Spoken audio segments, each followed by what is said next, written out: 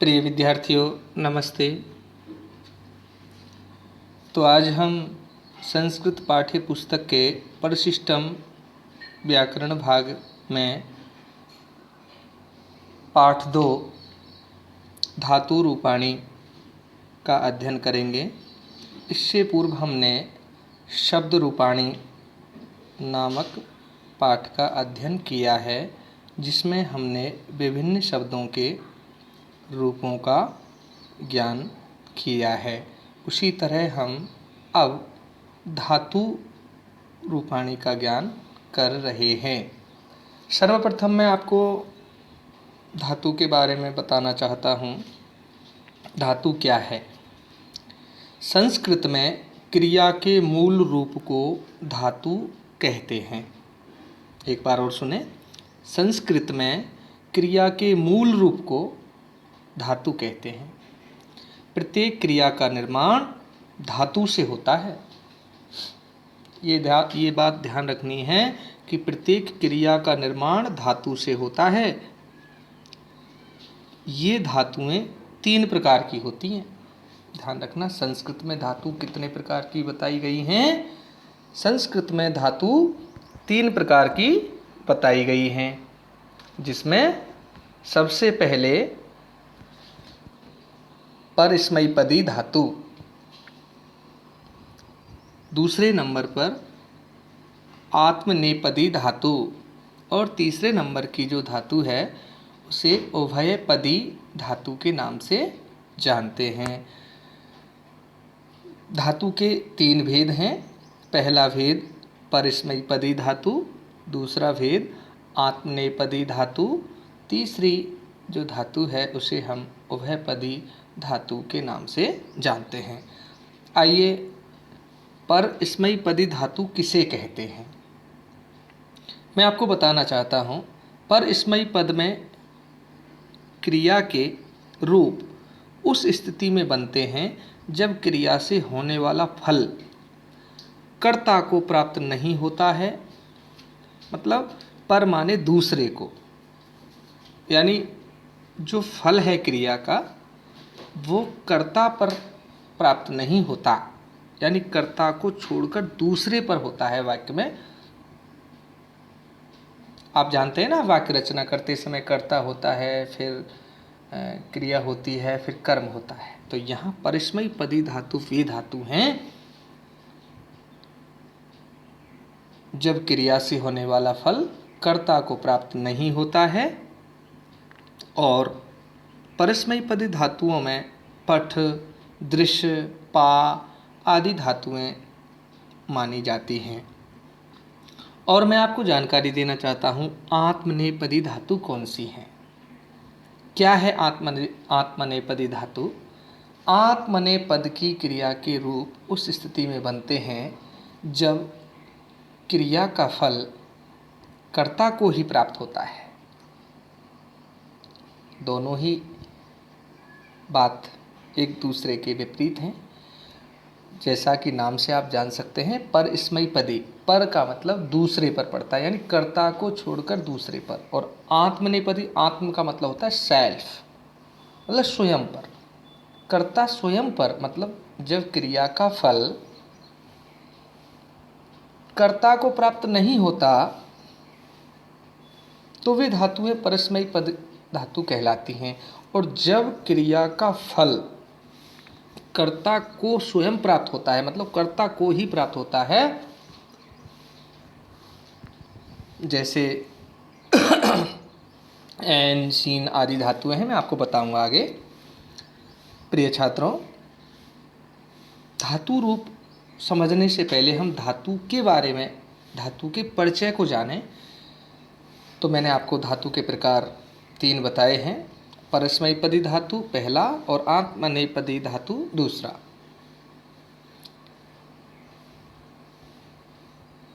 दोनों धातुओं के अंतर को स्पष्ट करने के लिए मैं आपको उदाहरण देना चाहता हूँ कि जब क्रिया का फल परगामी होता है, परगामी तो वो परस्मैपद, और तथा कर्तरीगामी होता है तो वो आत्मनेपदी पद होता है। उदाहरण के लिए, जब कोई पंडित जी या कोई आचार्य किसी अपने यजमान के सुख के लिए यज्ञ कराता है, मतलब पंडित जी यज्ञ कराता है किसके लिए? दूसरे के सुख के लिए, तब वह परस्मैपदी पद का प्रयोग करता है। ठीक है। परंतु जब वह स्वयं सुबह शाम उपासना करता है ना, भजन करता है आचार्य, तब वह आत्मनेपदी पद का प्रयोग करता है, क्योंकि उस क्रिया का फल उसे ही मिलता है। अब आप समझ गए ना? उदाहरण से क्या समझे कि जब कोई आचार्य आपके घर में पूजन कराने आता है, तो जो पूजन की क्रिया है ना, उसका फल किसको मिलता है? आपको, क्योंकि आप क्रिया करा रहे हैं। तो पंडित जी द्वारा जो क्रियाएं कराई जा रही हैं उनका फल आपको मिल रहा है, पंडित जी को तो नहीं मिल रहा। लेकिन पंडित जी को फल कब मिलता है? जब पंडित जी स्वयं अपने स्तर से सुबह शाम वंदना करता है, तो उसका फल जो है पंडित जी को प्राप्त होता है। तो बस वही भेद इन क्रियाओं के रूपों में है। तो समझो क्या बताया है? परस्मैपदी मतलब क्रिया का फल कर्ता पर प्राप्त ना हो, और क्रिया का फल जब कर्ता पर प्राप्त हो। अब हम बात करते हैं तीसरे नंबर की, मतलब उभयपदी धातु। उभयपदी धातु क्या है? जैसा कि नाम से हम समझ सकते हैं, उभय का मतलब दोनों। जिन धातुओं के रूप दोनों पदों में बनते हैं वे धातु उभय पद कहलाती हैं, जैसे क्री, नी, ह्री, पच आदि धातुएं। तो प्रिय छात्रों, मैंने आपको धातु से संबंधित परिचय, धातु क्या है और धातु की संस्कृत में कितने प्रकार माने गए हैं, और उन प्रकारों पर मैंने चर्चा आपको समझाई है। आइए अब हम बात करते हैं धातु रूप जो हमारे पुस्तक में दिए हुए हैं, पेज नंबर 82। इस कक्षा के पाठ्यक्रम में निम्नलिखित पांचों लकार हैं, मतलब आपको 5 लकारों का ज्ञान करना है। आपको मैंने फर्स्ट में बताया था कि संस्कृत में लकार 10 माने जाते हैं, लेकिन आपको आपके पाठ्यक्रम यानी सिलेबस में केवल 5 लकारों का ज्ञान, और यही मुख्य प्रमुख माने जाते हैं। यदि कोई छात्र 9th 10th लेवल तक संस्कृत में 5 लकारों का ज्ञान अच्छी तरह समझता है, तो वो साथ में ही अन्य 5 लकारों का प्रयोग भी समझता रहता है। तो समझिए क्या है। सबसे पहले यहाँ धातु के रूप में पठ है। पठ पठ से हिंदी अर्थ निकलता है पढ़ना। अब सबसे पहला जो लकार है लट लकार। अब लट लकार क्या है? लकार संस्कृत में काल को, समय को, या आप जिसे इंग्लिश में टेंस कहते हैं, उसे संस्कृत में लकार कहा जाता है। तो सबसे पहला लकार हमारा है लट लकार। लट लकार वर्तमान काल है, जिसे इंग्लिश में आप प्रेजेंट टेंस कहते हैं। ठीक है। अब आप जानते हैं प्रेजेंट टेंस की पहचान, रिकॉग्नाइजेशन। हिंदी वाक्यों के अंत में ता है, ती है, ते हैं आदि आते हैं। वहाँ हम पहचानते हैं कि ये वर्तमान काल है, मतलब क्रिया इस समय चल रही है। ठीक है। प्रारंभ कब हुई उसका ज्ञान हमें नहीं होता, लेकिन वर्तमान में चालू है। तो देखिए, पट धातु लट लकार के रूप में अर्थ सहित आपको समझाऊंगा। पहले इनका वाचन करते हैं। जैसे एक भूमिका नाम से बेटी है, उसने ओरल रूप में शब्द रूप याद करके हमें भेजे हैं। तो शब्द रूप याद करने का तरीका है कि आप विभक्ति को बाद में बोलें। जैसे आपने कल हमें सुनाए हैं और मैं बोल के बता रहा हूँ, उस तरह से अभ्यास करेंगे तो जल्दी, मतलब एक तरीका है ये अच्छी तरह याद करने का। देख, जैसे अहम आवाम वयम प्रथमा, माम आवाम अस्मान द्वितीया, मया आभ्याम अस्माभि तृतीया, मह्यम आवाभ्याम अस्मभ्य। इस तरह से अंत में विभक्ति बोलेंगे तो हमें सुविधा रहेगी, और थोड़ा गति से बोलने पड़ते हैं। आप आराम से बोलेंगे तो भूल जाएंगे, मतलब थोड़ा स्पीडली। अहम आवाम वयम प्रथमा, माम आवाम अस्मान द्वितीया, मया आभ्याम अस्माभि तृतीया, मह्यम आवाभ्याम अस्मभ्यम चतुर्थी, मत आवाभ्याम अस्मत् पंचमी, मम आवयो अस्माकम षष्ठी, मयि आवयो अस्मासु सप्तमी। इस तरह से अंत में उसी तरह आप ध्यान करेंगे। देखें यहाँ पट धातु लट लकार के तीनों पुरुषों में और तीनों वचनों में रूप आए हैं। प्रथम पुरुष, मध्यम पुरुष, उत्तम पुरुष। देखिए प्रथम पुरुष में एक वचन, द्विवचन और बहुवचन। मैं कैसे पढ़ रहा हूँ, ऐसे पढ़ना है कि हमें पढ़ते पढ़ते याद हो जाए।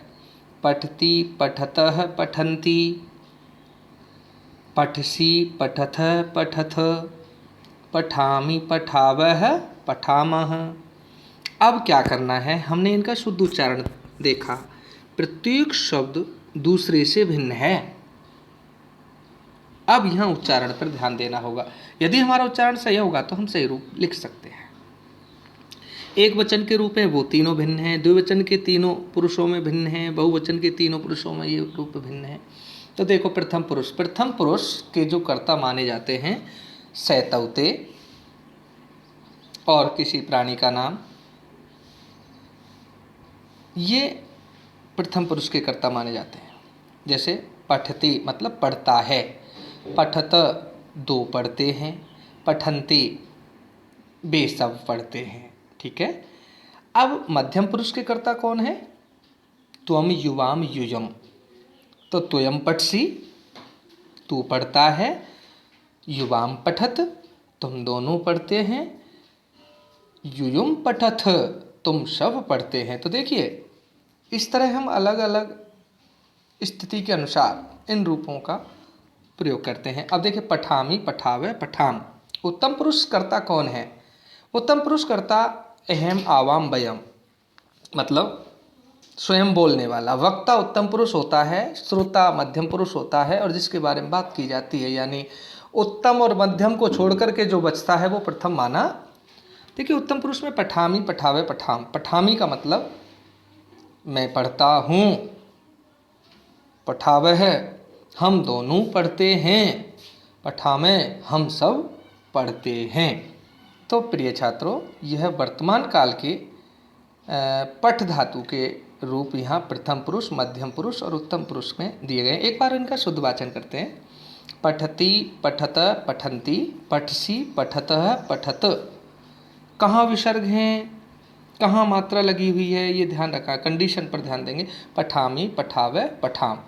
जब मैं 6th क्लास में था तो मैंने भी प्रथम बार संस्कृत को पढ़ना सीखा, तो हमें हमारे गुरुजी ने धातुओं के साथ लकार के प्रत्यय नोट कराए थे कि बेटा पीछे ये आपको बोलना है लट लकार में। तो क्या सिखाया था मैं आपको बताना चाह रहा हूँ। देखो उन्होंने समझाया था कि बेटा धातु के साथ प्रत्यय जोड़ दो और लकार बन जाता है। अलग अलग लकारों के अलग अलग प्रत्यय माने जाते हैं। तो लट लकार का प्रत्यय हमें क्या बताया था, ति तह अंति, सी थह थ, आमी आवह आमह।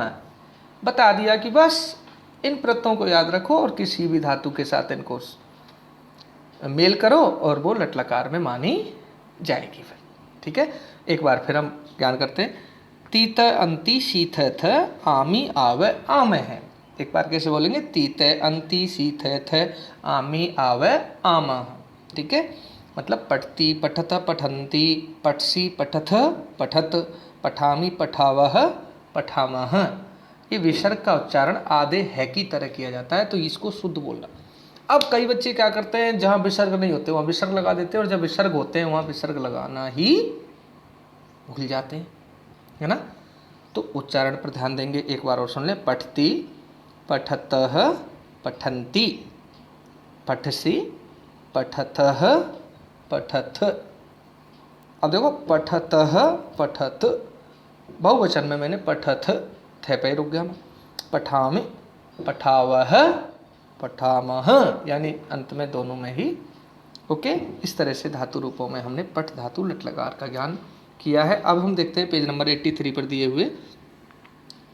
अब होता है पठ धातु का लिरिट लकार। लिरिट लकार बच्चों भविष्यकाल को कहते हैं। भविष्यकाल हमारे जो लकार हैं शुरू होते हैं, पहला लकार है लिरिट लकार, लट लकार, दूसरा है लिरिट लकार। इनके रूपों को याद रखने के लिए पहले आप इनके नामों का अंतर समझेंगे। वो है लट, टे में हलंत है, और यहाँ लिरिट ले के साथ री है, फिर टे में हलंत है। लिरिट लकार, लिरिट लकार का अर्थ होता है भविष्यकाल, जिसे आप फ्यूचर टेंस कहते हैं। देखो मैं पढ़ के समझाता हूँ, सुनना आप।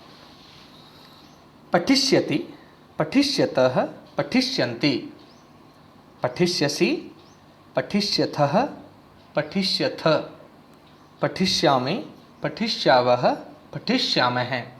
हाँ, आपने अगर ध्यान से सुना हो ना तो प्रत्ययों पर जोर दीजिए। यहाँ भी तीते अंति की स्थिति दिखाई दे रही है, ध्यान से देखो। ती तह अंति, अंत में सी थ आमी आवे आमे, लेकिन इससे पूर्व यहाँ पे आधा से और ये जुड़ता है, और ई की मतलब इससे बोलता है इस सब के साथ। देखो कैसे लिखो। पठिष्यति, पठिष्यतः, पठिष्यन्ति, पठिष्यसि, पठिष्यथ, पठिष्यथ, पठिष्यामि, पठिष्याव, पठिष्यामः। यानी आपने अगर प्रत्यय याद किए हैं ना तो आप निश्चित तौर से पांचों लकारों को याद कर सकते हैं। लट में और लिट में इतना ही अंतर है। लट में सीधे ही तीते अंति जोड़ते हैं, पठती पठत पठंती, पठसी पठत पठत, पठामी पठावे पठाम। लेकिन लिट में क्या होता है, इष्यति, यानी पठिष्यति, पठिष्यतः, पठिष्यन्ति, पठिष्यसि, पठिष्यथ, पठिष्यथ, पठिष्यामि, पठिष्यावः, पठिष्यामः। यानी अब मैं एक एक बात को ध्यान देने की बात है। देखो प्रथम पुरुष एक वचन में ति, इष्यति, द्विवचन में इष्यतः विसर्ग लगेंगे, बहुवचन में इष्यन्ति, अंति बोलेगा। अब मध्यम पुरुष में सी बोलेगा, एक वचन में पठिष्यति, पठिष्यसि, और द्विवचन में बोलेगा पठिष्यथ, और बहुवचन में बोलेगा पठिष्यथ। उत्तम पुरुष में पठिष्यामि, पठिष्यावः, पठिष्यामः। अब इनका हिंदी अनुवाद आपको समझाते हैं। पठिष्यति मतलब वह पढ़ेगा। गागी के आते हैं ना हिंदी वाक्यों के अंत में, है ना, वो भविष्यकाल होता है जिसे हम फ्यूचर टेंस कहते हैं। संस्कृत में उसको लिरिट लकार कहते हैं। पठिष्यति वह पढ़ेगा, पठिष्यते वे दोनों पढ़ेंगे, और पठिष्यन्ति वे सब पढ़ेंगे। अब पठिष्यसि तू पढ़ेगा, है ना। पठिष्यते तुम दोनों पढ़ोगे, पठिष्यथ तुम सब पढ़ोगे, पठिष्यामि मैं पढ़ूंगा, पठिष्याव हम दोनों पढ़ेंगे, पठिष्यामः हम सब पढ़ेंगे। ठीक है, तो बहुवचन के रूप बहुवचन में आएंगे, द्विवचन के द्विवचन में, एक वचन के एक वचन में। ध्यान रखना है धातु के जिस पुरुष में रूप होते हैं कर्ता का वही पुरुष हमें सेलेक्ट करना है, और जिस पुरुष का जिस वचन का कर्ता होता है उसमें उसी पुरुष और वचन की क्रिया लगाई जाती है। जैसे मेरे पास एक कर्ता है स के साथ कौन सी क्रिया लगेगी, स के साथ सर, स तो प्रथम पुरुष का कर्ता बताते हैं आप, तो प्रथम पुरुष में तो साहब, और सह एक वचन है, तो एक वचन में प्रथम पुरुष में एक वचन में तो सर पठिष्यति होते हैं, तो स पठिष्यति वह पढ़ेगा। संस्कृत बनाना, संस्कृत पढ़ना, संस्कृत वाक्य रचना करना बहुत सरल इजी बात है। आइए हम तीसरे लकार की क्रियाओं पर ध्यान देते हैं। पठ, पठ देखो धातु वही है, धातु नहीं बदलती, प्रत्यय बदलता है बस लकार में। अब लंग लकार, अब लंग लकार लिखना सही सीख लो भाई। देख लो ल, अब ये क्या है, पंचम वर्ण है, क ख ग घ न का, ने इसके साथ बिंदी और नीचे हलंत है, लंग लकार। इसको क्या बोलते हैं, लंग लकार। हाँ भाई, इनको लकार इसलिए कहते हैं क्योंकि इन सब के नाम ले लड्डू से स्टार्ट है, ले लड़का से स्टार्ट है ना। कैसे, लट लकार, लिरिट लकार, लंग लकार, लोट लकार, तो ये ले से हैं इसलिए इनको लकार कहते हैं, बस ये ध्यान रखना। इनका नाम लकार क्यों पड़ा इसलिए मैं आपको बताया। देखो अब लंग लकार में एक बहुत अच्छी पहचान है इसकी, क्या है एक बार हम पढ़ते हैं। एपठत एपठताम एपठन एपठः एपठतम एपठत एपठम एपठाव एपठाम। आप देख रहे हैं लंग लकार में केवल विसर्ग ओनली मध्यम पुरुष एक वचन के साथ आते हैं, बाकी नहीं आते। अब इसकी जो प्रत्यय है ना उनको कैसे हम अलग करके हमारे लिए जो समझाई गई, तो इस तरह से मैं आपको बताना चाहूँगा। त ताम अन अह तम त म आव आम अम आव आम, इस तरह से, यानी त ताम अन ह तम त अम आव आम, इस तरह से ये प्रत्यय अंत में लगाई जाती हैं। और धातु से पहले ए उपसर्ग जोड़ा जाता है। ऐसे स्टार्ट होती है जो धातु, वो लंग लकार भूतकाल पास्ट टेंस में मानी जाती है। आइए ज्ञान करते हैं। ए पठत ए पठताम ए पठन ए पठः ए पठतम ए पठत ए पठम ए पठाव ए पठाम, इस तरह से आप देख रहे हैं। अब इसका अर्थ हम करेंगे कैसे। प्रथम पुरुष में ए पठत, वह पढ़ा। हिंदी वाक्य के अंत में आ, वह पढ़ा। ए पठताम, वे दोनों पढ़े। ए पठन, वे सब पढ़े। ए पठ, तू पढ़ा। ए पठतम, तुम दोनों पढ़े। ए पठत, तुम सब पढ़े। ए पठम, मैं पढ़ा पढ़ा। ए पठावे, हम दोनों पढ़े। ए पठामे, हम सब पढ़े। अच्छा आप कहेंगे सर ये आप ऐसे कैसे बोल रहे हैं कि वह पढ़ा वे दोनों पढ़े, ये कहाँ से? मैंने ये वचनों से जोड़े हैं। जैसे एक वचन में, दो वचन में दो, और बहुवचन में दो से अधिक, तीन से अधिक, ठीक है। इस तरह से आप समझ गए हैं। पहले लकार में लट लकार वर्तमान काल प्रेजेंट टेंस, दूसरा लिट लकार जिसे हम भविष्य काल फ्यूचर टेंस कहते हैं, और लंग लकार में जो है वो हमारा भूतकाल क्रियाएं बनाई जाती हैं। बस इसमें धातु नहीं बदलती, प्रत्यय बदलते हैं, और प्रत्यय का बदलाव आपकी समझ में आना जरूरी है। अब देखिए पट धातु लोट लकार करो। लोट लकार आज्ञार्थक होता है जिसमें किसी को आज्ञा प्रदान की जाती है। ये लोट है, इसका नाम क्या है? लोट है। तो आपको याद रखने, नाम भी याद होना बहुत ज़रूरी है। पहले लकार का नाम लट लकार, दूसरे लकार का नाम लिरिट, तीसरा लंग और चौथा लोट। तो चौथे लकार पर हम आ गए हैं। पट धातु से लोट लकार में रूप बना रहे हैं। एक बार पढ़ते हैं। पठतु पठताम पठन्तु पठ पठतम पठत पठानी पठावे पठाम। हो गए फिनिश। पठतु पठताम पठन्तु पठ पठतम पठत पठामी पठावे पठावे। मतलब इसकी जो प्रत्यय हैं वो कैसे बोली जाएंगी? तूताम अंतु, तूताम अंतु, एतम त आनी आवे आम, तूताम अंतु एतम त आनी आवे आम, तूताम अंतु एतम त आनी आवे आम। इस तरह आपको ये याद रखने हैं, और किसी भी धातु से हम लोट लकार के रूप बदल करके लिख सकते हैं। आप देखिए प्रथम पुरुष में पठतु का अर्थ क्या होता है? वह पढ़े, मतलब आज्ञा दे रहे हैं, वह पढ़े। पठताम, वे दोनों पढ़ें। पठन्तु, पठन्तु, वे सब पढ़ें। पठ, त्वयं पठ, तू पढ़। युवाम पठतम, तुम दोनों पढ़ो। युयुम पठत, तुम सब पढ़ो।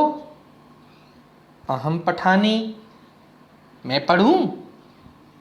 अहम पठावे, हम दोनों पढ़ें। अहम पठानी आवाम पठावे, हम दोनों पढ़ें। और वयम पठामें, हम सब पढ़ें। आप समझ गए ना बहुवचन के।